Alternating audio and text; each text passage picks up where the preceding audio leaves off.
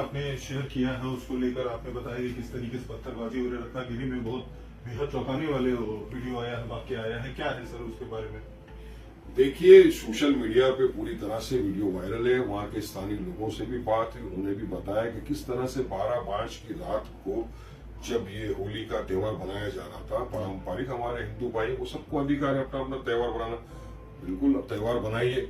मगर उस वीडियो में देखा जा रहा है कि किस तरह से कुछ लोग वो एक बड़ा सा वो लेकर, शिमगा जिसे कहा जाता है, वो लेकर एक मस्जिद के अंदर घुस रहे, गेट को तोड़ने की कोशिश की जा रही है।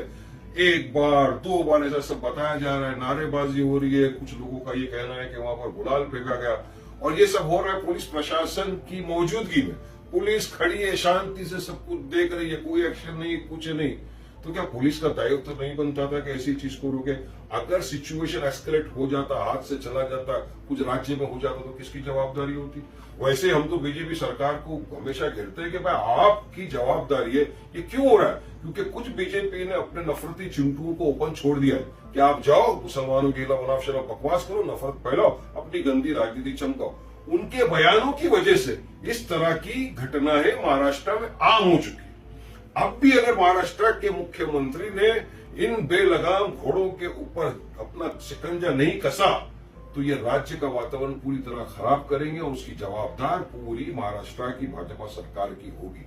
अभी भी हो जाता, देखिए कितना बड़ा प्रॉब्लम। सर, लोकल एडमिनिस्ट्रेशन का कहना है ये तो पुराना जो है उनके यहाँ पे एक पद्धति चलती आ रही है, लोग सालों से इस तरीके से चीजों को कर रहे हैं। ये सालों से चल रही है। एफआईआर रजिस्टर किया है, हमने मांग किया था, हमने महाराष्ट्र के मुख्यमंत्री को कहा था कि जो भी इसमें इन्वॉल्व है, जो इस तरह की कोशिश करने की जिसने धार्मिक भावनाओं को ठेस पहुंचाने की कोशिश की, दंगा भड़काने की कोशिश की, हिंदू मुसलमान के बीच में डिवाइड करने की कोशिश की, और जो वीडियो वायरल है उसका संज्ञान लिया जाए और पूरी तरह चौकसी करे, और जो भी इन्वॉल्व है उसके खिलाफ कानूनी सख्त कार्रवाई करे।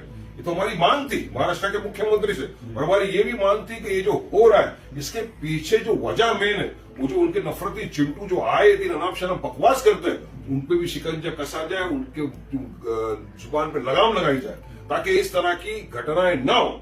वरना हमको तो लग रहा है कि सब कुछ हो रहा है महाराष्ट्र के मुख्यमंत्री देवेंद्र फडणवीस जी के शय में कर रही है। नहीं चाहते थे कि ठीक है तुम बोलो, तो क्यों एक्शन नहीं लेते? एफआईआर होने के बावजूद इन नफरती चिंटू को जेल की सलाखों के पीछे क्यों नहीं डाला जाता? अब नहीं डालेंगे तो करते रहेंगे।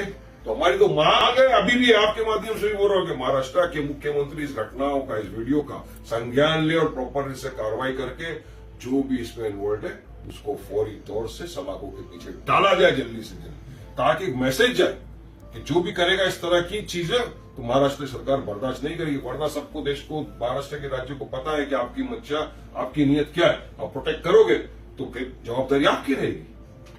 आपसे बात करने बहुत बहुत शुक्रिया। थे वारिस पठान।